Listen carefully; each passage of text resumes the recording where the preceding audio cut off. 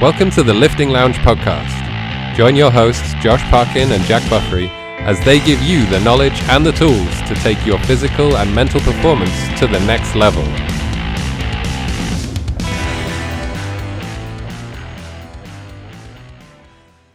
And then what did you say to that midget? Were they angry about it? You're not allowed to use that term.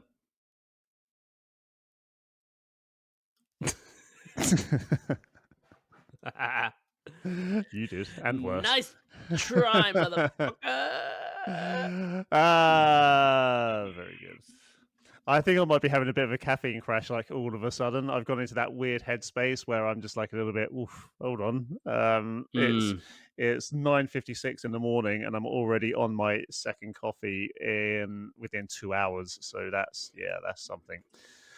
But yeah, man, it's not good. I've had two as well. Have you eaten yet?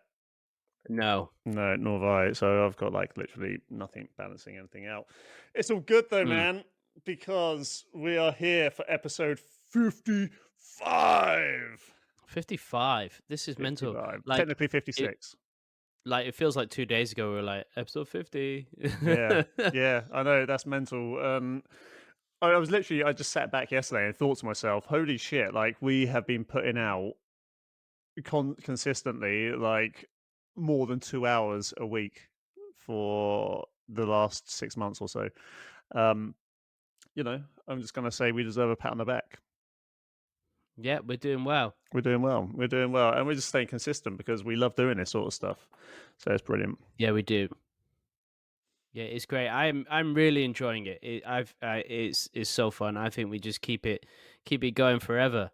Yeah, 100%. I can't remember if I've ever said this on air before, but if you look at the episode numbers from the very off, I knew that I wanted this to last for a long time. So the very first episode, I done 0000, and then episode 1 was 0001. Because I am determined to get into the thousands in terms of episode numbers that we do, which is why I left it. So, didn't you had someone comment on you, didn't you? On that, didn't you? Said to you, "Oh, why is it like yeah?" And I was like, if I'm planning it, I'm planning big. I want to make sure we get to 1,000. So yeah, that's why I numbered it that. Because we'll do it. We could talk for fucking hours. Yeah, I mean, we have been. I never thought. To be honest, I've always considered myself quite not a talkative person, but obviously I was wrong. The thing is, when you're passionate about something, to somebody for this long. No, tell me about it. And the funny thing is, I remember because I've run a podcast before. The reason I stopped is because I didn't have a co-host, and that's where you've been my saving grace on this. Because like it's just so much easier talking to someone on a regular basis. Have a little shuffle of celebration, but I remember you were a little bit worried that we wouldn't have enough stuff to talk about when we first started. But it's insane just from having.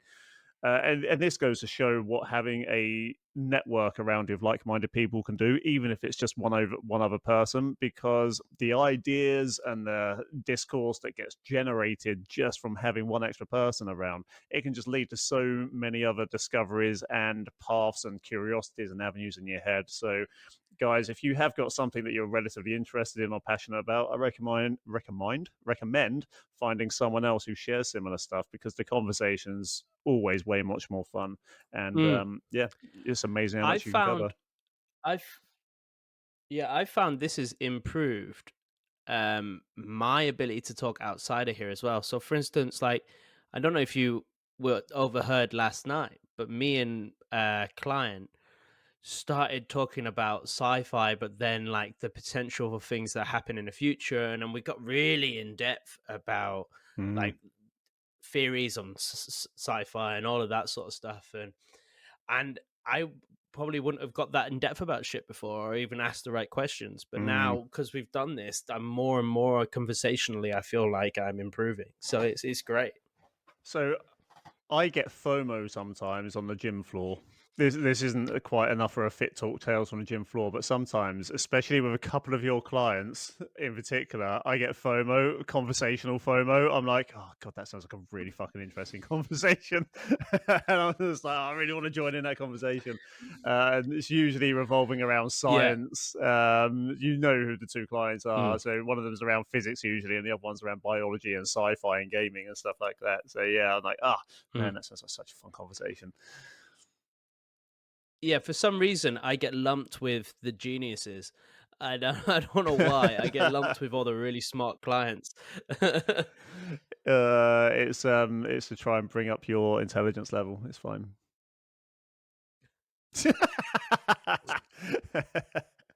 I was saying, Yeah, yeah, but to be yeah. fair though, you are using it as a way to learn as well, aren't you? Because like there is Mm. one, and we've referenced him before. He's 16 years old, and he is he is legitimate genius. And listening to you two, he done an equation on the board the other day. I think we mentioned this before, but it was just insane seeing how his mind is just so logical and can think that whole shit through. It's mad. It is mad. Mm. But anyway, So, Jack, hmm. tell everybody about our Facebook group. Our Facebook group is just the place to be, ladies and gentlemen. We are consistently striving to bring you more value every single week. We do live trainings on the things that we think will help you the most. But with that being said, we're very open to ideas as well. So we listen to your ideas. If you want us to talk about anything in particular, we will. But it's not just about us talking at you and to you. It's about you sharing your stuff as well, like sharing your workouts, sharing your wins, sharing your obstacles. If you want form critique, we can do that. If you want food critique, we can do that. Anything that you think will bring value to your life is probably also going to bring value to other people's lives as well. So we're happy to delve deep and help you with all of that shit. But you need to be in the Lifting Lounge community on Facebook. Okay. So get your asses over there, join that. It's completely free. And we will help you design, create, and put into practice the kind of life that you want to live. Yep, definitely, definitely. It's a good place to be. It's a positive community. Also, if any of our standard members are on there now, are a bit confused. I realized we added some questions for people when they join. So when they join, we can get an understanding of what it is they want out of us. So we added some questions, but I've realized it's making all of our current members do these questions as well. I was Nobody's wondering been what kicked kept on out. happening. I was seeing a load of notifications come up. I was like, why is it? He's been in this group for ages. Why is it now Yeah. asking him to do stuff? Okay, that's fine. That's cool. Yeah, so nobody's being kicked out. No, but one person messaged me and said, "Oh, have I been kicked out? Have I done something wrong?" I was like, "Nope, no, nobody's being kicked out. It's just we're wanting to understand what it is people want, so Mm-hmm. then we can change what we're doing to appeal to you guys. That is Yeah. all it is." Yeah. Perfect. Excellent. Well, other than that, Josh, what else have we got? So we are RDA system is live. That is our one-to-one online training system and is going to be much, much more than that. But for right now, we're just taking on a few one-to-one clients, and we go through everything from training to nutrition to time management, well-being, anything you can possibly think of, stress management. We try and look at everything as a whole and see how we can improve all of it. We want to take you from where you are now to where you want to be and fit it in around your schedule so you can still have a life, because we all want a life. We don't want to Yes, just we be do. non-stop. So it's limited spaces, so come along and join. And if you want to improve everything, you want to utilize the systems that we talk about every episode, then that is the place to be. You can either contact us through our website or contact us through any of our social medias to get involved. Yes, and guys, we're running people through this at the moment. We've been online training between us for several years, and it is such a efficient way to implement training. We make sure we cover all the bases. Mm. So Yeah, we just work with you, and it can't be better. I'm sorry if I seem distracted. There's a fucking massive fly flying around me right now. So in a moment, you're probably going to see me mute it, pick up a can of Raid, and kill that motherfucker because it's annoying me, as well as the cockles that are outside. But Yeah, for the that's moment, okay. it seems to Don't have worry. landed somewhere. I keep on looking around though. But yeah, guys, join the RDA sister. Like, jump on board. If you have any questions about it as well, it doesn't mean like just because you message us doesn't mean you automatically signed up. So if you have any questions beforehand, Mm. just feel free to message us, okay? And we will let you know what it's all about and how we can help you. That's the thing. It's not a generic program. It's not a one size fits all. It's okay, how do we help you as a person, not the whole world doing the same thing. Yeah, definitely. So, Jack, Mm. and sometimes I'm like, I really want to accept the tip, but I just don't. It just doesn't happen. I don't do the things I need to do to accept that tip.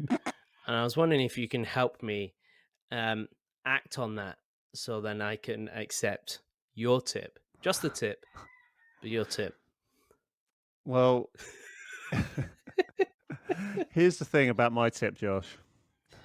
It should Uh, motivate you to want it straight away. So that is how good my tip is. Oh God. uh, Okay, guys. So my tip uh, today is act on motivation. And you've probably heard us say sometimes that motivation is fleeting, that it's not always going to be the thing that carries you through the workout, the journey, the whole life goal thing. Because motivation is fleeting. It's not going to be the thing that helps you the whole way through because you'll have your up days and your down days.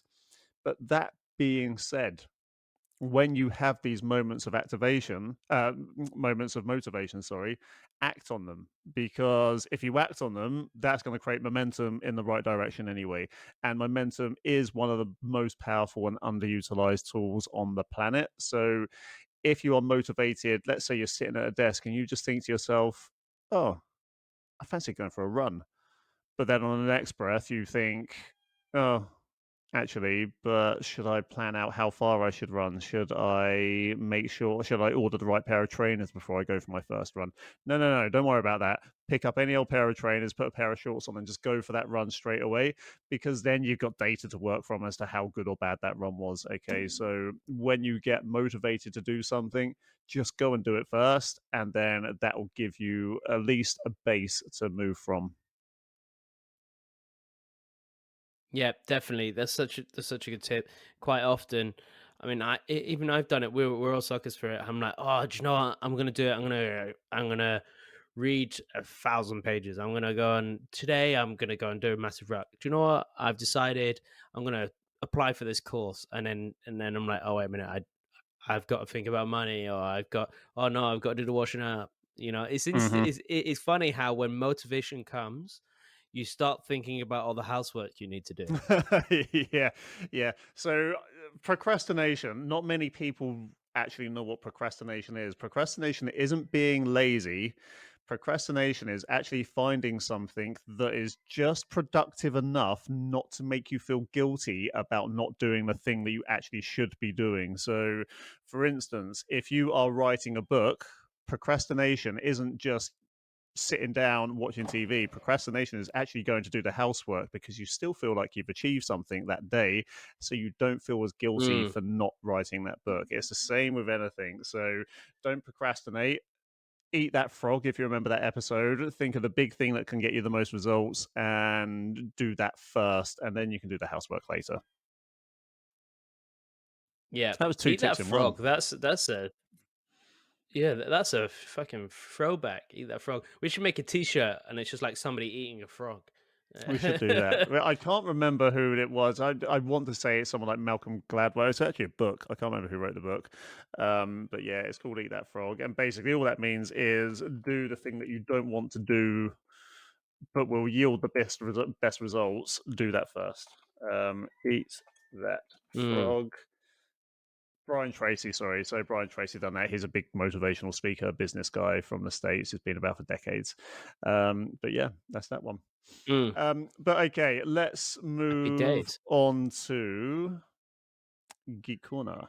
A couple of things to talk about on Geek Corner, but I'm not going to go too far into the first subject because I know you haven't seen it yet. It came out yesterday as of this recording. It's the 1st of July today. It came out 30th of June. The Witcher Season 3, Part 1 came out on Netflix yesterday. And you know what? Yes.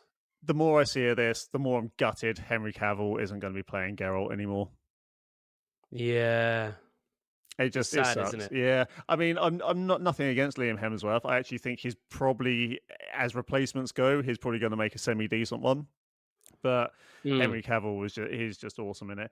But I don't know. I don't know if I've ever asked you before. I think you may have spoken about The Witcher 3, but have you ever digested any of the other Witcher media? Because I haven't. I've never played the games or read the books, so I don't know anything about them. I've played The Witcher 3, Mm-hmm. but I'm actually thinking about reading the books. I would like to read the books, although I'm part of a fantasy book group on Facebook, and lots of people say that the books are crap. But I Oh, don't know really? if that's true. I've heard good things about them, but I'm gonna read them anyway. I'd like to read them. I think it's good because I think that's why Henry Cavill left.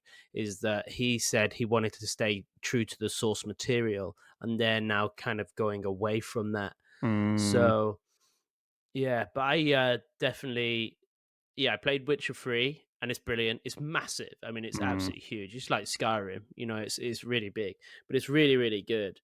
I would like to play it again, to be honest. I think they're building another one now. They're remaking the first one in Unreal Engine 5, which is that's obviously going to be insane. Oh wow. Yeah, I would love to play those games, but because I'm very again, you know this about me. I'm very lore centric, and I like to do things in the right order. And I would struggle to jump straight into the third because I would want to know what happens in the first and second games first. So I don't really want to go back to the previous generation consoles to play Witcher 1 and 2 just because I will find it a bit flat and boring. But yeah, I might give the remake a go when that comes out. I know they're remastering The Witcher 3 for current gen as well, so I expect at some point they'll do The Witcher 2. I don't know if I think there is a whole new game coming out as well, so they're obviously busy on that. These are the I guys think who've so, yeah. done. These are the guys who've done what do you call it, Cyberpunk as well. So I think they're Yeah. probably just milking that a little bit more, getting a few DLCs out for that, and they're probably going to be hard at work on the Witcher stuff now. So yeah, in Yeah, terms of the definitely. TV program, it's really good, strong opening. I think the budget's bigger for this season. The fight scenes are very cool, and we've only watched the first episode so far, so that's always a good sign. I can't Oh fully wow. remember what happened in the last seasons, but I'm sure I'm sure I'll remember as time goes on. But I won't say too much more about it yet because I want you to watch it as well. Yeah, are they basing it off? Do you know what they're basing it off? Do you Well, know if they're basing it off the third game I or? honestly don't know. All I know is that at the end of season 2, and spoiler alert, if you haven't watched season 2, then cover your ears for a second. At the end of season 2, they mentioned and showed the Wild Hunt, which I know is what the third Ah, game is called. Other than that, I yeah. haven't got a clue about anything else around that. So yeah, I really don't know. But yeah, that I know the Oh, Wild so it Hunt is is going to be based off involved. the. Oh, so it's potentially based off the Wild Hunt. So that's okay. That's good. Yeah, but I haven't. I don't think that's been referred to. But again, we're only one episode in, so I'm not sure. So yeah, I know it got Yeah. referred to at the end of the last season.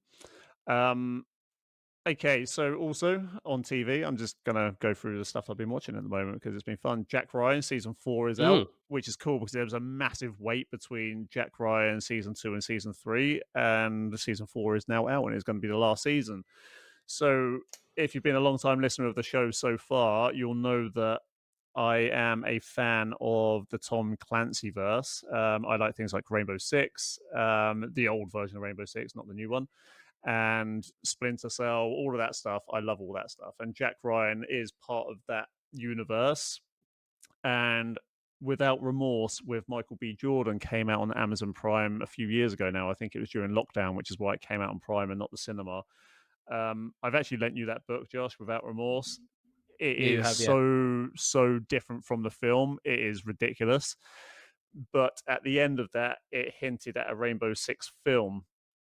Now, they've just introduced a character in this Jack Ryan series who is a massive part of Rainbow Six in terms of the book Okay. and the first game. So it will not surprise me. In fact, I'll be almost a bit peeved if they don't introduce Michael B. Jordan as a cameo in this, although it's going to be very, very different from the book because Michael B. Jordan's character in the book, he's been there, seen it, and done it with Jack Ryan. And in the book, when it comes around to Rainbow Six, he is an older guy. He's like in his 50s, possibly even early Yeah. 60s.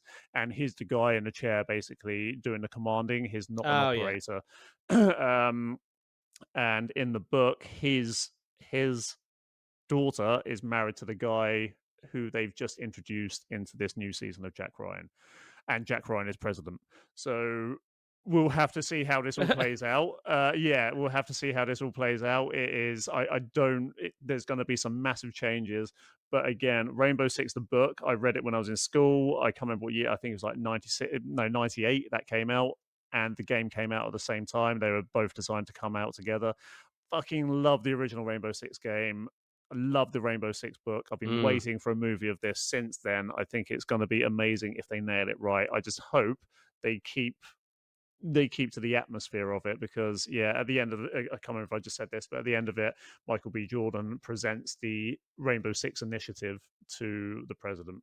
So it's fingers crossed that's all going to work out well. Oh, that'd be cool. That'd be really cool. Yeah, I'm just loving the kind of spy, like more real world style movies at the moment. Like Extraction was great. I know Extraction is not quite spy and is more action, but anything along those sorts of lines, I'm really getting into those at the moment. I don't know why, but I just think they're great. I love that sort of stuff. Have you watched the Terminal List yet? No, I haven't. With Is Chris it good? Pratt. Yeah, so that is good. So that is one of my current favorite book series at the minute. I read it before I actually knew Chris Pratt was going to be, before I knew it was going to be a TV program because I was watching something called The Grey Man. And if you've seen, there's a Grey Man movie out on Netflix now, which is all right. But it's, again, that's a big step away from the books. With Ryan Gosling. Yeah, that's it. And it's a decent enough film. But there's like, I don't know how many books that guy's put out. There's like 13 Grey Man books. That might be an underestimation or overestimation, but I know there's plenty out there. But I listened to that on Audible during lockdown, and then it recommended the Terminal List to me. And then ever since then, I've bought the next book on the day of release because I've been looking forward to catching up. However, the latest book 5, came out last month, and completely different genre, but I'm still finishing off the Harry Potter book. So this is the first one I haven't read started reading on the day of release. But I've nearly finished the Harry Potter, so completely like changing genre 100%. I'm gonna move to the latest book in that series. Books are phenomenal. The first book in particular is really good. So yeah, that's along that kind of line. That's one of my favorite kind of genres at the minute as well. And it all, all that stuff kind of ties in together. So that's another one I recommend if you're liking that sort of stuff at the moment. Who's the author? Jack Carr. Carr spelt with 2 R's. Yeah, it is really good. He's got his own podcast out. He's an ex-Navy SEAL, and so one of the reasons it got so much traction and attention is because he was very authentic in his way of writing. And in the first 2 to 3 books, there are actually blacked out redactions because if you're ex-military, you're supposed to submit it to the government so they can make sure there's nothing incriminating or top secret stuff that should be being shared. And instead of taking them out, he left the redacted lines in there, blacked out. And of course, everyone's like, oh, this is cool as fuck. This is like real information. They've had to black it out in the books. So in the first couple of books, they've done that. And yeah, it gained popularity then. And in terms of the TV program, Chris Pratt is believable in the role, which is really good. You don't think of him being the comical actor at all within like the first few minutes of the episode. You think of him as being that character, which is really cool. So that's well within that realm. That's man on the run kind of thing, but out for revenge at the same time. So definitely worth a watch. As standard, the book is better than the TV program, but the TV program is still cool. Yeah, of course. Sorry if you just heard that notification come through. Last one I'm going to say on this, which is cool, and it will lead us back around to the fitness realm, is I watched the Arnold documentary as well. Now, I've heard great things about this. It is really good. It's only 3 episodes, and each one covers a different portion of his life. So, for those who don't know anything about Schwarzenegger, apart from the fact he was a fucking unit, the first episode covers his bodybuilding career. The second episode covers his acting career, and the third episode covers his politics career and beyond. And it's really good. So, one of my favorite biographies ever written, and it's an autobiography, is Total Recall, and that is on Schwarzenegger's life. I didn't read it, I listened to it on Audible, and it's like 20 something hours long. But the guy is there's a reason he succeeded in 3 different fields. There's a reason he succeeded so well in bodybuilding, a reason he succeeded in acting, and a reason he succeeded in politics. His drive, his ambition, and his not giving a shit about what other people do is just inspirational, to say the least. And he's just happy to be moving forward constantly, and it's really good. The documentary is brilliant. If you like the documentary, I think each episode is about an hour long, then I definitely recommend his biography as well. But yeah, Arnold is on Netflix now, and I saw yesterday they've announced another series called Sly, which is going to be the same thing but about Stallone. So I'm going to look forward to watching that as well. Wow. Yeah, so those sort of things are cool. And as always, when it comes to people like that, it just makes you want to go out and train and do shit and achieve stuff. Do you reckon it's just all the testosterone that's why he's got so much drive? Yeah, maybe, but the way he explains it, it's just like he will focus on something, and every now and then I come out with some quotes, and one of them is, okay, is this going to take me closer to or further away from my goals? It's like he lives by that kind of principle, because he is literally just thinking, okay, is this going to get me where I want it to go? Like, and if it does, he'll do it, and he will just carry on doing it until he gets to where he wants to go. If he needs to make adjustments, he will. And he's fucked up sometimes in politics and his personal life, but he has always taken responsibility for those things as well, which, is just something that most politicians don't do. They don't take it, or actors, they don't take responsibility for their fuck ups. He does. So it's just good, man. He is a guy who grew up middle class, and he's just, he's a world phenom that has got such enduring legacy. I think people will still refer to him in like 200 years.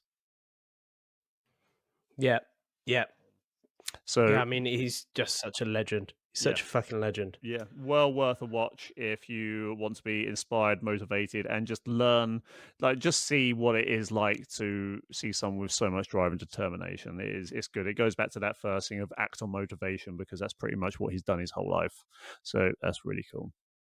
Cool. Before we move on to the next topic, can I add in a new little section? Yes. I'm just dropping this on you right now, but since we started posting on social media more, every now and again I get a comment from somebody about something, and it's usually negative, right? This is going to become my new favorite segment. Excellent. Because I get a comment from these people, and these people are usually, you go onto their profiles and they're either private, they have no videos, and they're obviously just going onto other people's stuff and just negatively commenting, right? Trolls. Yeah, trolls. So on my latest TikTok thing, I put a video of just me doing some exercise. It's all sped up. and I've got like my rep ranges at the moment of 5 sets of 3 on some biceps, some seated row, and then some Nordic curls. That's all I put on there. And Patrick, I'm calling you out, you motherfucker. Fuck you, Patrick. He just said, bro, stopping with about 20 reps left. So I just commented nicely with a laughing face, said, this is sped up considerably. I didn't actually perform them that fast. He said, still had at least 10 more. Went on his profile, complete private. So Patrick, fuck you. Fuck you, Pat Dick. His Fuck you, Patrick. Fuck you. You don't know, bro. You don't know. You don't even lift, bro. Yeah, I don't have any reps left in that tank. I was empty. You're probably I'll a empty Russian on robot you, anyway. bitch. Yeah. Fuck you, Patrick. Yeah, fuck you. So that's what I'm going to do now. Every time somebody comments on my thing, I'm going to call that motherfucker out. Yeah, do it. Why not? Why not? That could be a new. That could almost generate like we're probably gonna. Let's see if we can take this to the top. Let's get the president of the United States commenting negatively on our shit. Let's see how high we can get our Yeah. negative comments. I like it. Yeah, fuck you, President. No, Yeah, I'm fuck joking. you. I'm joking. No, definitely fuck Biden. Okay. Oh, for fuck's sake. Here we go. That's fucking cancelled. Cancelled. Excellent. The CIA is now listening to this. Excellent. Let's just carry on. Get as many people. What else can we say? UFOs are real and COVID was conspiracy. There we go. Now we're going to have all the CIA and NSA listening. At least it'll look. I'm just trying to get our listening stats up. That's all I'm trying to do. Whatever bumps us up. Okay, let's go on to Fit Talk. And this Fit Talk is actually, I was debating whether to have this as a Geek Corner or a Fit Talk. Okay.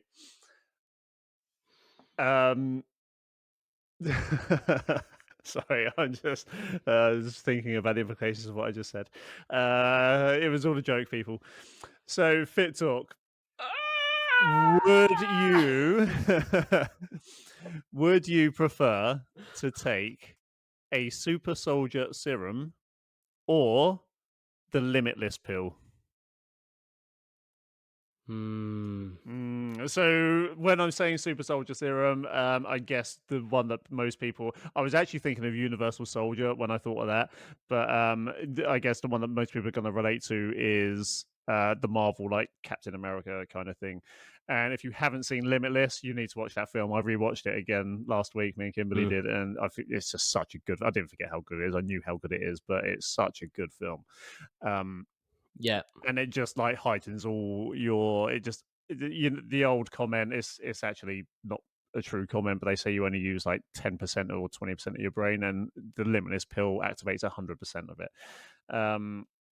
But yeah, what would you rather do? Have a super soldier serum or take the Limitless pill? So there's two sides to this. If you're going by the Captain America Super Soldier Serum, the Super Soldier Serum, not only does it make you stronger and faster, but it also enhances everything that you already are. So the reason the Red Skull took the Super Soldier Serum, but he was a scumbag, so he just became more of a scumbag. Yeah. So it depends on like what your personality is like. Stuff like that is potentially going to make you more of a dick. So definitely don't take the that then. Limitless pill. Yeah, well, exactly. So the Limitless pill is also got drawbacks, but at the end of Limitless, he manages to beat the drawbacks of the Limitless pill. Yeah. So if you can, sorry, that's a complete spoiler for the movie if you haven't seen it. But Josh, it's a fucking old film, so it's like 10 years old nearly, so they should have seen it by now. So I would, going by that knowledge, if I could take the Limitless pill and do exactly what he did in terms of beating the drawbacks of it, I would take the Limitless pill over the Super Soldier Serum, because I think, yes, the physicalities are really good, but knowledge I think is even better. So I would rather take the Limitless pill. So yep, I'm going to agree with you on that. I'm just going to go a little bit more into why, I think. I'm one of those weird people that physically I want to have earned what I can achieve physically. Does that make sense? With the super Mhm. soldier serum, that for me is like taking steroids. It'd be awesome Mhm. to feel like a superhero, but with the limitless pill, everything cognitively is just not shut to 100. It's just bringing up your latent abilities instead. And with those latent abilities, you would obviously understand how important exercise is, and you'd be able to come up with the perfect exercise program for yourself anyway to maximize all of the benefits, longevity, and stuff like that. So, just going a bit deeper into it, that is why I would definitely pick the limitless pill, because I would still want to earn that Mm. physicality. I'd want to feel like, yeah, I've worked hard for that. Plus, all the benefits that we've spoken about before of what working out does instead of just doing a body, but it also helps sharpen the mind and gives you better appreciation and stuff like that. That is where I would rather take the limitless pill, because you'd still be earning all that shit. You'd just be way more effective and efficient with all of it and the rest of your life.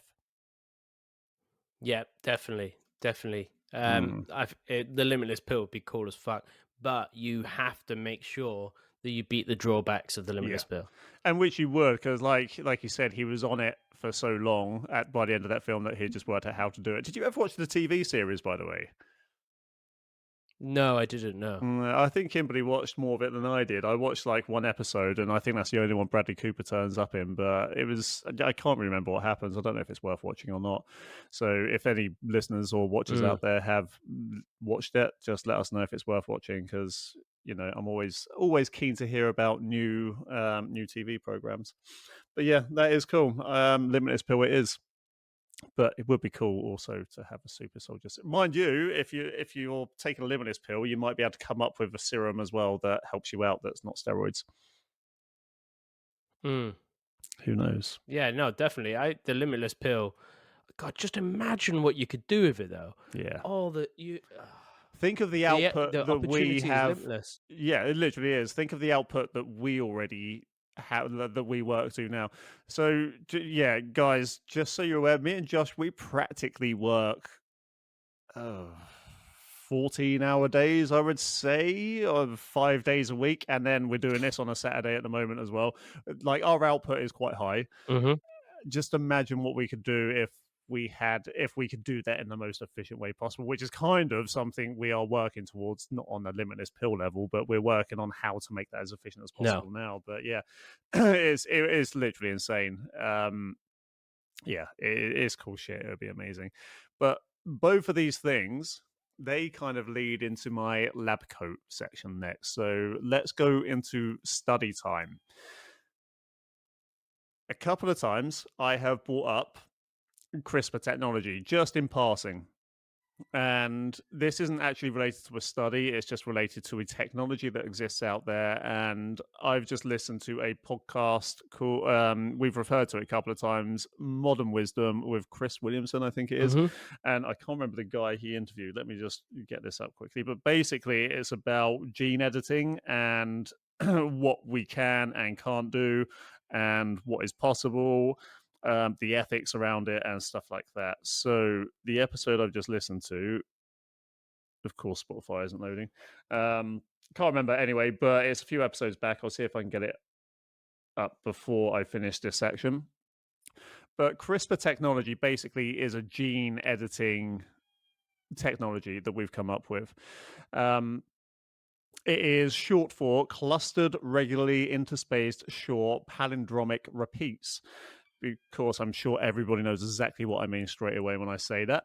It's a technology that research scientists use to selectively modify the DNA of living organisms. CRISPR was adapted for use in a laboratory from naturally occurring genome editing systems found in bacteria. And sorry, Josh, I haven't actually put this on the note, so you're not going to know what I'm talking about as I'm going through this, but I've got it open up on another screen here for me. So as well as, oh, hold on a minute, I'll be able to see what it is now. So the guy who I listened to recently was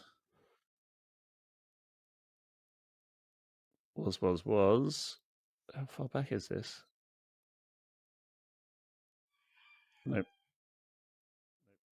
And this is on the Modern Wisdom podcast. This is on the Modern Wisdom podcast. Yeah, sorry, listeners. This can't be his real name, Dr. Jonathan Anomaly, and the episode is 598 of the Modern Wisdom podcast, and it's called "The Wild Ethics of Human Genetic Enhancement." So, of course, with this stuff, there are ethics involved because at the end of the day, you're fucking with an embryo. There are stuff that can be done on a living human being, but there's also stuff that can be done to an embryo within the womb, or technically one that can be grown outside of a womb as well, which again, that's just a whole ethical thing. So ethics is a massive thing about this. How much do you fuck with something before it's born? But the interesting truth of this is, and again, we like to talk about studies when we do study time and about all these different technologies, how they can play together, etc. But the thing is, we're already capable of doing all of this stuff before somebody is even born. Okay, so at the moment, CRISPR, it has opened up a world of possibilities for like genetic engineering in general. Some of the things that it can be used for is treating genetic diseases, because it can correct genetic mutations that cause inherited disorders like cystic fibrosis, sickle cell anemia, Huntington disease. And that's by editing the DNA in those affected cells. Like, scientists could actually potentially get rid of all of this before a child is born, and then hopefully the hereditary genes would be then clear of anything that is within there. Developing personalized medicine as well, based on the person's individual genetic makeup. Engineering disease-resistant crops is another thing that can be done. Modifying livestock for agriculture, so they've got all the best genetic traits to pass down, and their disease resistance. Creating biofuels and biodegradable materials by modifying microorganisms. We can study gene functions even more and disable or modify specific genes in organisms, which is what we're going to get into in a second. And controlling disease-carrying organisms, basically helping reduce the spread of infectious diseases. These are just some of the things, by the way. This is like just not even scratching the surface. But when we get to humans, this is how far the human race has come, because we already genetically select some level when we decide who we're going to have kids with. If we, sometimes we're attracted to certain types of people, whether people want to admit that or not. We really are. It's not all about the personality. We're physically attracted to certain people as well, although intelligence traits can be passed down as well. There's got to be a physical attraction there. So that is almost self-selection with genetics and passing on your genetics. We've got to be attracted to people. So we already do this all the time. Even medicine can be argued to be some sort of genetic manipulation here. But we already have the technology with this CRISPR technology, to select a child's eye color, hair color. That's just the beginnings, though. Because we can also, let's just go through a few things here. Physical performance. Okay, by targeting genes involved in muscle development, metabolism, or oxygen utilization, it might be possible to enhance traits such as strength, endurance, or speed. This could potentially lead to improved athletic performance or recovery. Disease resistance, we've kind of covered that, to modify genes associated with susceptibility to certain diseases or conditions. Cognitive abilities, genes associated with cognitive functions, memory, learning, or intelligence could be potential targets. However, it's crucial to note that intelligence and cognitive abilities are complex traits influenced by various genetic environmental factors. Modifying a single gene is unlikely to result in significant cognitive enhancement. But with my mind, this goes to the fact that AI is now creating medicines, and then it can kind of take all this data and adjust it for what's needed. So it won't be long before AI gets on in this game. One of my favorite subjects, as you probably know by now, is longevity. CRISPR might be used to target genes involved in the aging process or age-related diseases. By modifying these genes, researchers could potentially extend the lifespan or delay the onset of age-related conditions. enhanced sensory abilities. Certain genes related to sensory perception, such as vision or hearing, could be targeted to potentially improve these abilities. However, the extent to which such enhancements could be achieved is still uncertain. So that's just 5 things that we could possibly do. But just as a quick run over, imagine if you could have better physical performance, better disease resistance, better cognitive abilities, better longevity, and enhanced sensory abilities. Now, technically, we could mess with this stuff already. And this is where the moral and ethical questions come into it, because we give babies shots when they're born, we give them medicines if they're sick. The moral question is, if we know a baby is going to be born with a genetic predisposition to have, say, a disease or a mental handicap or a physical handicap, should we intervene, if possible, and apply this technology to them? And then once it gets there, you would say, oh, yeah, probably let's give them a better chance of life. Would you agree with that? Or would you say, no, let them be born and see what happens after? This is a very gray area. This isn't black and white, is it? Because No. there needs to be lines drawn in when is it about health and then allowing somebody to be healthier so they can then live the best life that they want to live, and when is it about imparting the wants of the generation beforehand. So when does it go past health and it's just because these parents have a bias towards this, that, and the other, so for instance, hair color, eye color, that's really more biased than anything else. Somebody might be able to argue some form of health and social implication to it, but actually that doesn't matter. What matters is, yes, if you have a genetic potential for a genetic disease or metabolic disease, any kind of disease that could be shut off due to this genome editing, then yeah, the right thing to do is to stop that from happening. But if they dictate that actually your physical performance only needs to be at this level for you to live a long, healthy, happy life, you don't need any more than that. But the parents are saying, oh, actually, I want my child to be an NBA basketball player, so they need to be at this level. Well, actually, that's just a preference and biases of that parent, not the choice and decision of that child. And that's where it can become a gray area, because all of us have our own preferences, and especially when it comes to, I don't have kids, but I imagine if I had a kid, I would be more biased to being as healthy as possible and getting that kid into some form of activity from an early age, whereas other parents won't have that as their bias. They may be more biased towards creativity or more biased towards academia or this, that, and the other. We all have our own thing, and my opinion of it being that it's more important to be physically healthy is different to somebody else's opinion of them being it's more important for them to be creative, so it can't be done on opinions. It can only be done on, this is, if they get this, if they're born with this disease, they're potentially going to die earlier, or if they're born disabled, they're going to struggle more throughout life. There's nothing against disabled people, but it's helping prevent struggle. So how can we give somebody the best opportunity for them to pursue the things that they want to pursue?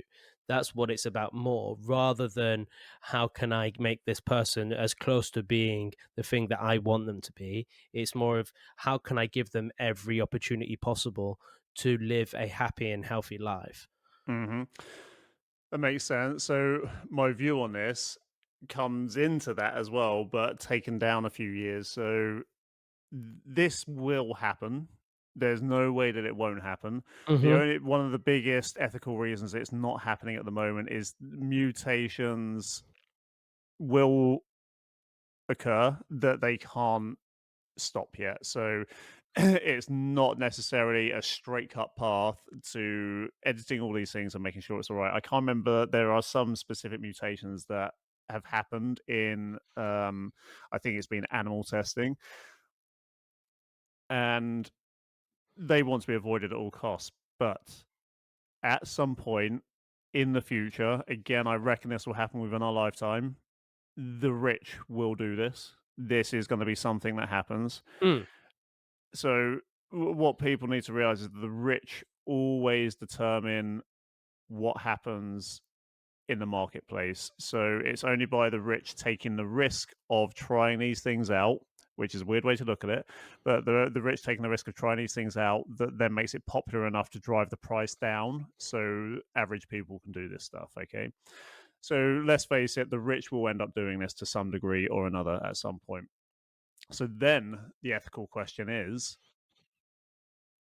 when it becomes affordable to middle to lower class, am I holding my child back by not implementing this technology, by not giving them these physical traits, by not giving them these mental traits, because the upper class is going to be so higher elevated because of that?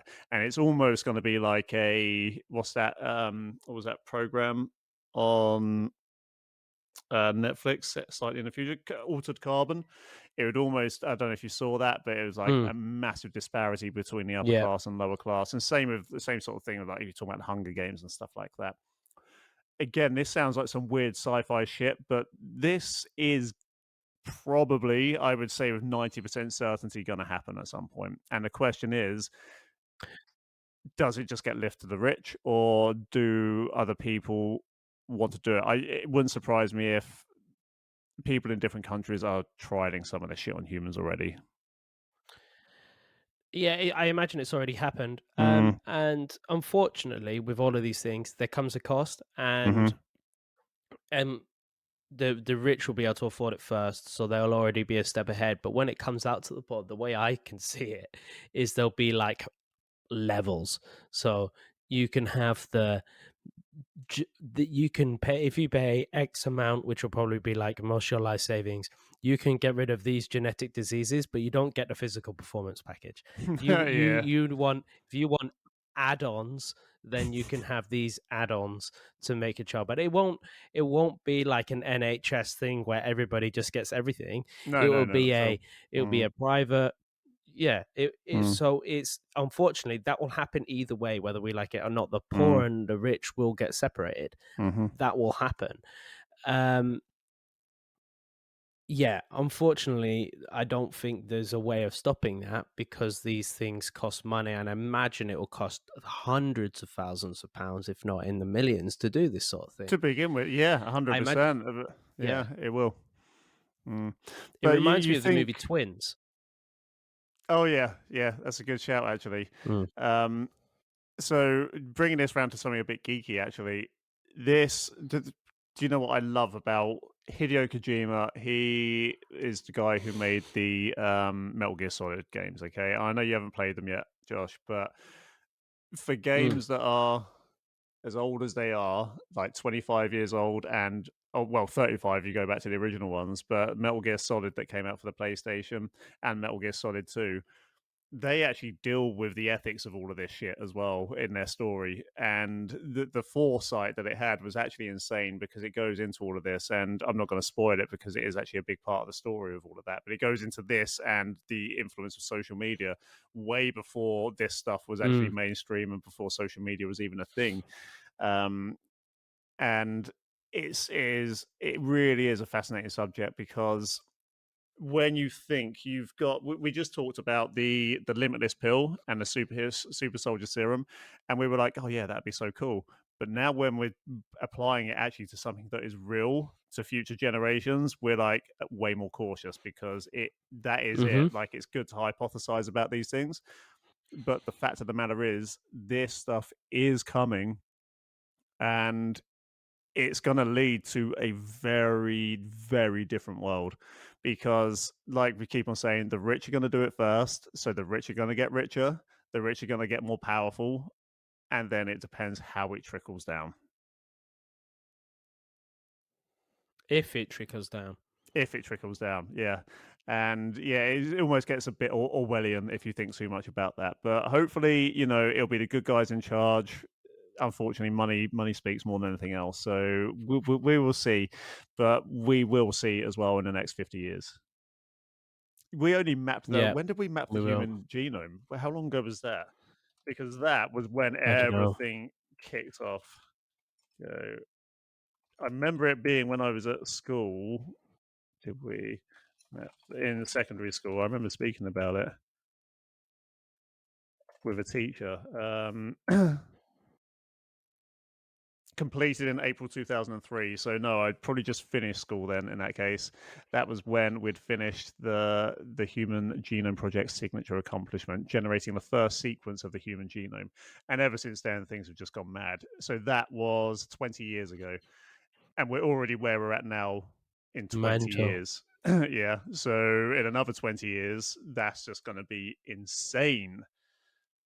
And look, on the plus side of this, because I know these sometimes tend to bring the mood down a little bit, actually. So sorry for that. But on the plus side of things, like one of the things it will be able to do is help disease. Okay. And when there is a medical application like that for it, then fuck yeah, that's good, because it doesn't have to be in vitro for this stuff. It can be applied to people who are already in adulthood. So disease prevention and stuff like that, that is going to be something that is able to be done. Awesome. Yeah, I mean, well, I guess we'll just find out. We just gotta wait. Time will tell. But in the interim, just be the best possible version of yourself you can be, and it's perfect. Yeah. Okay, let's move on to our hot topic. And this is something, we work on the online space as well as the in-person space.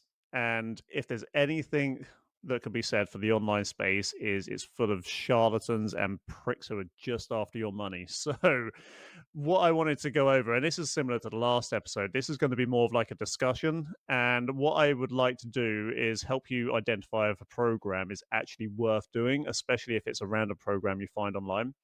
So my results for this, I want to help you identify and recognize the key components of what makes an effective workout program. My drivers are to make sure you don't waste your time on shitty workouts that lead to frustration and a lack of progress and motivation. And with basically the actions, we're just going to talk through what the common traits of a good workout program are.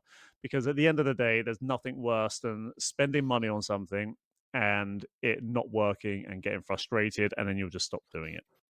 Okay, so and same as Josh, just interrupt me at any point on this. This is going to be more of a free flow conversation anyway. But the first thing is make sure, I'm actually going to change the order of this a bit.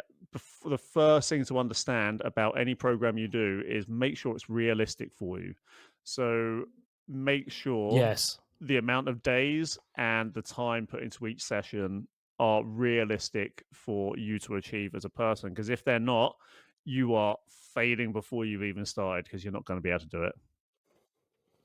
Yeah, most people, when they first initially start a program, you see them, they go, right, I'm going to train 6 days a week. I'm going to do an hour and a half training. I'm going to do all of this stuff. And then they end up not doing all the days and all the time. And then that demotivates them and they think they can't do it. And then they think they should stop training altogether, when actually they just need to knock a few days off and do a bit less time and they're fine. But because they didn't do the thing that they'd initially set for them, that actually usually makes people stop altogether rather than just reducing it. Yeah. Yeah, that's perfect. I would always say err on the side of caution, do less and then work up to more, rather than just say, right, I'm going to train 5 days a week, because you'll burn out and maybe even injure yourself on that as well. So definitely try to understand what you can do. And I would say underestimate a little bit. If you're telling yourself, oh no, I can definitely do 5 days, start with 3 to 4 days first, and then you can build up from there. And if you've got time on the extra days, then you could add maybe a little bit of cardio or something like that on. But first things first, just make sure it's realistic for you. The next thing I'm going to say is periodization. So make sure that this isn't just you're given 3 days of a workout that you're supposed to do infinitely beyond there. Okay, you want to make sure if you're looking at a program that it is periodized. So basically what that means is you have phases where in phase 1 you might be working on strength, phase 2 you might be working on hypertrophy, phase 3 you might be working on performance. It doesn't have to be that order, but that's a good place to start. Make sure that they're phased, and phases are usually anywhere between 2 to 8 weeks, depending on where you are and what kind of training you're doing. But as a generalization, you're looking for around about 4 week phases. Yeah, definitely. You want to be doing phase works better because generally, it progresses properly. Then Mm-hmm. they've added progression into it. You want to spend a bit of time with some exercises so you can improve on them, but then after a while, you want to move on to something different, or even keep the same exercises but change the rep ranges, change the sets, change the load. There's so many different variables, but if you're not doing the same thing, you're not if you're doing the same thing, sorry, you're not going to improve. So for instance, I think I've told this story about I worked at a leisure center for 8 years, and in the gym there was some guys that do the exact same workout every session, same weights, same reps every session for 8 years, and that if anything, the shape just got worse over the Mm-hmm. years. They still lifted the same thing the whole time, but all that happened is their body just regressed because it's not getting challenged anymore. It's so used to it. It's not being given a reason to adapt because it's adapted ages ago, adapted years ago. Mm-hmm. So now it's become such a standard part of what they do that their body isn't getting any new stimulus. Mm. And there's two things to take into context with this. One is you don't want to change things up too quickly because you want to max out the stimulus of what these exercises are doing for you. But then you go the other way, which is what these guys Josh is talking about have done. You also don't want to train in a way for too long because then you'll just not get any adaptation. The best way to do it in my eyes is, and I usually do 4 week phases for myself, but if you're super advanced and want to maximize everything, then the best time to change stuff up is just before you're about to plateau. And that way and when we say plateau, that means you're not gonna get anything more out of that movement in that rep range with that rest break and that volume. Once you've hit that, then you can change up some variables, and that is what's going to elicit the best results. Yep, definitely. I do that quite a lot with so I've trained my best mate Sam, and his programming. We generally go right up to the mark and then move on to something else, and right up to the Mm-hmm. mark again, move on to something else. But that's because with him, I've been training for a little bit now, so I work up percentages. I know kind of how far I can push it, all of that sort of stuff. So it's a little bit more technical in the programming, but for him, it is we get to a point where it's like, and we're in communication, so I know what his energy levels are like. I know if he's hitting the reps or not. I know what's going on, so I know if I need to adapt, I need to change it. But we definitely work right up until it's like top end, and then move on to something else or take a deload, whatever it is you need to do to then move on. Yeah, and that's perfect. So it will require a bit of self-awareness, but again, just for the average, then do 4 week phases, and you're going to get quite a lot out of it in 4 weeks. And then you can move on. If you're brand new, to be fair, you could probably go 8 to 12 weeks of your first phase before you even start to plateau, especially if you're listening to something like the last episode we done where we talked about doing a 5x5. If you're a beginner, you could probably run that for about 12 weeks, and then you'll be much more self-aware of what you can do and what your body's capable of. So my next point is to focus on compound and isolation moves. And there is a bit more to this than just that, but basically if you got attracted to a social media personality by seeing them doing insane movements that involve a boso ball and a couple of dumbbells, then you don't need to be there. Okay, most of the time you can just be doing the standard movements that by this time, if you've been training for any length of time or if you've been paying attention to influencers most of the time, it looks like the boring stuff, because at the end of the day, just doing a simple barbell squat or a deadlift or an overhead press or a bench press doesn't look that impressive on social media because there's so much more flashy stuff out there. But the problem is that is the most effective stuff you can be doing. So unless you are trying to specialize for a specific event, then you want to be focusing on compound and isolation moves. So things like deadlifts, squats, overhead presses, etc. And then just isolating out different muscles for accessory work, like your bicep curls, your dips, your tricep push downs, your calf raises. You don't need to be doing juggling different bits of equipment whilst hanging upside down off a bar, any of that shit.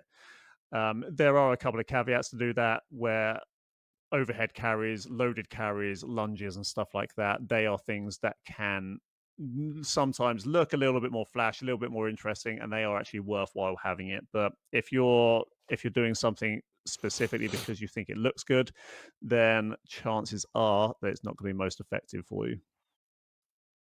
Yeah, definitely. I mean, the foundations are always the most important thing. The basics are always going to be the most important thing. Mm-hmm. We need to change it up. The basics are sexy. That's it. That's what you want to be doing. Deadlift, squats, bench. Those are the things that make you grow more, that make you stronger. All of these exercises, there's a reason why people are always doing them, Mm-hmm. because they're the ones that are going to get you the most success. So doing the basic exercise and mastering the basic exercises, you need to earn the right to do the flashy stuff. Mm-hmm. And even then, it's probably you'll be doing it for flashiness sake, just to say, "Oh, I can do that," which is fine, because we all have Mm, that certain thing that we would love to be able to do. But just to give you an idea of something that would be simple in terms of phasing, when, let's say, you're doing a bench press for 5 sets of 5, and then on your next phase, you can then do an incline bench press for 3 sets of 8 to 10 instead. That's the kind of change we're talking about to elicit a difference. It doesn't have to be like a million miles different kind of exercise. It could even be the same exercise for a different rep range, and that is enough of a different stimulus to elicit a change in the body. The more, just think of it this way, the more you can get out of a particular exercise before moving on to a different variation of it, the better off and the longer it's going to be before you can plateau. So yeah, that's probably the mm, best way to do it. Get what you can out of each exercise before you decide to move on. perfect. One of the things that this is kind of goes into that last point as well, it's make sure you understand. You don't have to do this if you trust the trainers, if you trust the programmers, then it's fine. But if you do see something in a program, you want to know that there is a reason for it being there, because if it's just generically thrown in, then it's like a filler exercise. And look, sometimes trainers do this. We do it in our group workout sometimes. If we've got 5 minutes left, we'll get our group classes to do a bunch of burpees or something like that. It's fun, it's fine, it gets people getting a sweat on. But especially if you're on like a strap for time kind of program where you've only got 45 minutes in the gym, and you're doing stuff like, I don't know, if you're trying to, let's say you're focused on strength gaining, but you're doing burpees for the last 5 minutes or doing some weird kind of ab thing, you're wasting your time. And that's the thing that this is the most important for. I really want people not to feel like they're wasting their time with this. So trying to identify, okay, does this feel like it should be in this program? Why is it in this program? And there should be a good answer to why. That if you've got contact with the person who wrote the program, they should be able to give you a concise answer why something is in there. Yeah, definitely. Like, there's a Nick Mitchell has a famous quote for this, and it is that nutrition is easy, but everybody finds it super hard. Training is hard, but everybody finds that easier to do. And he says about his trainers should take like at least a week to write a program, because he's saying that stuff is hard. It is complicated, and you need to understand everything that you're doing it. And it is actually meant to be the hard part, but everybody's like, it's easy. I love training. You need to be able to, like you said, justify each exercise and each rep, making sure you're doing the right amount of reps and knowing what's going on. It's 100%. Yeah, perfect. And there are many other ways to identify if a program is worth doing or not. But the one thing I didn't cover so far is, as well as being realistic for you, if you haven't identified your goals yet, then you can pretty much choose any program just to get started. But if you have identified your goals, then obviously make sure that the program you're picking is actually going to help you hit those goals, because there's no point, again, if you want to do strength and then you start strength training and do strength and conditioning for a performance kind of base sport or something like that. So if you're looking at doing just strength, then you want to be doing something like a powerlifting program. But if you are wanting to increase strength in relation to a sport, then you want to be doing some sort of strength and conditioning program. And there are differences between all of these things. So it's always worth developing a base first, like doing something like a 5x5 just to get yourself started. But then once you're feeling ready to progress from that, then make sure it aligns with what you're actually trying to move towards. And again, if you don't know what you're trying to move towards yet, then just pick a program that is interesting for you, that you think you'll be able to be consistent with. And that is probably one of the most important things. Definitely. This is a good tip. It's a good topic. Good topic, yeah. So just remember, guys, consistency will beat everything else. So that's probably the main thing to look out for. Find a program that you can be consistent with. And look, if you're more likely to be consistent by finding a program that has some of the flashy shit in it, then that's one of your goals. You want to be able to do flashy shit. So that's fine. Have it in there, but make sure it's in relation to what you want to do, not that it's just generically thrown in there. And make sure that the actual program itself builds up towards that flashy shit and it helps you improve that flashy shit, instead of just trying to throw that in there as an extra exercise to fill out some time with.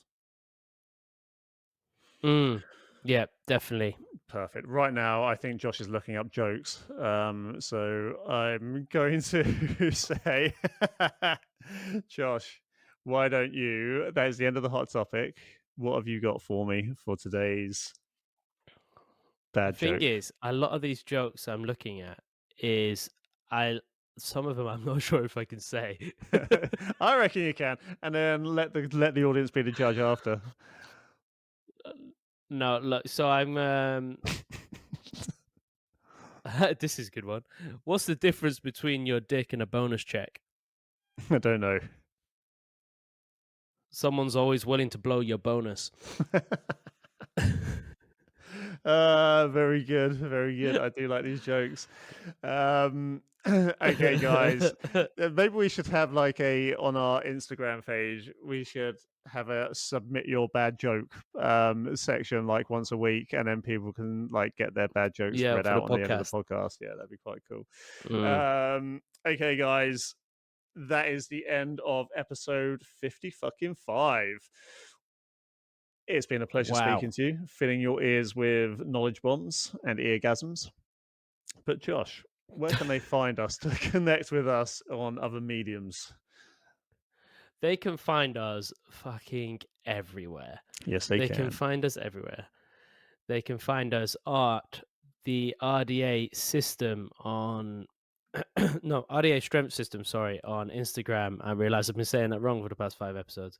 RDA Strength System on Instagram and TikTok, RDA Strength System on Facebook, the RDA System on Twitter, the Lifting Lounge on YouTube, our website at www.liftinglounge.com or www.rdastrengthsystem.com. And they can find me at Josh from the Lifting Lounge, you at Jack from the Lifting Lounge.